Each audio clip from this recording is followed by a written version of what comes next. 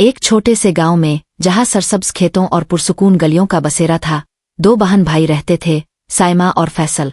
साइमा एक पुरजोश और खुददार लड़की थी जो अपनी गाड़ी की सीट पर बैठकर गांव की सैर किया करती थी।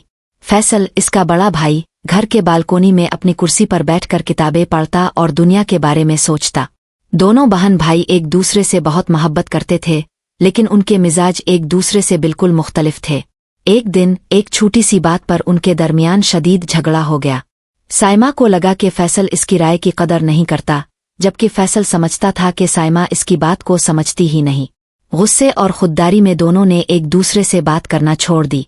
साइमा अपनी गाड़ी में घूमती रही और फैसल अपनी कुर्सी पर बैठा रहा। दोनों एक दूसरे की तरफ देखना भी गवारा न करते। गांव वालों ने कई बार उन्हें समझाने की कोशिश की, लेकिन उनकी जिद और अना ने कोई बात ना मानने दी।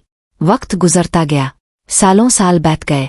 साइमा और फैसल की जिंदगी में कई उतार चढ़ाव आए। साइमा ने शादी की, बच्चों की परवरिश की, लेकिन जिंदगी की सख्तियों ने इसे बहुत कुछ सिखाया। फैसल ने अपनी पढ़ाई मुकम्मल की, एक अच्छी नौकरी हासिल की, लेकिन तन्हाई इसका मुकद्दर बन गई। दोनों ने जिंदगी के तल्ख तजर्बात से सीखा कि खानदान और रिश्तों की कदर कितनी अहम है। अब दोनों बूढ़े हो चुके थे।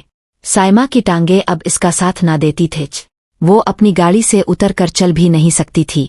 वो अपने घर के कमरे में बैठी अपने भाई फैसल को याद करती और इससे मिलने की ख्वाहिश दिल में जागती। दूसरी तरफ फैसल अपनी वही पुरानी कुर्सी पर बालकोनी में बैठा होता, लेकिन इसकी कमजोरी इसे उठने ना देती। वो भी अपनी बहन को याद करता और अपनी जिद पर पछता रहा। दोनों के दिल में एक दूसरे के लिए मोहब्बत जाग उठी थी, लेकिन उनकी खुददारी और गलत फहमियों ने उन्हें अलग कर दिया था।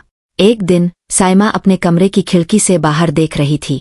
इसकी आंखों में आंसू थे जब इसने सोचा कि काश वो अपने भाई से मुआफी मांग लेती। इसी वक्त फैसल अपनी बालकोनी में बैठा अपनी बहन के बारे में सोच रहा था। इसकी आंखें भी नम थे। दोनों अपनी गलतियों पर पछता रहे थे, लेकिन अब वो मिल ना सकते थे। उनकी कमजोरी और बुढ़ापे ने उन्हें एक दूसरे तक पहुंचने से रोका। उन्होंने सीखा कि खुदगर्जी और अना रिश्तों को तोड़ देती है। अगर उन्होंने जवानी में एक दूसरे की कदर की होती, एक दूसरे से मोहब्बत और इज्जत से बात की होती, तो आज वो इस तन्हाई और पछतावे का शिकार न होते। इखलाकी सबक: जब हम जवान होते हैं, हमें अपने तमाम रिश्तों से मोहब्बत और इज्जत से पेश आना चाहिए। तमाम रिश्ते अल्लाह की नेमत हैं। खुदगर्जी और अना रिश्तों को कमजोर करती है, इसलिए हमेशा मोहब्बत और इसार से रिश्तों को मजबूत करे।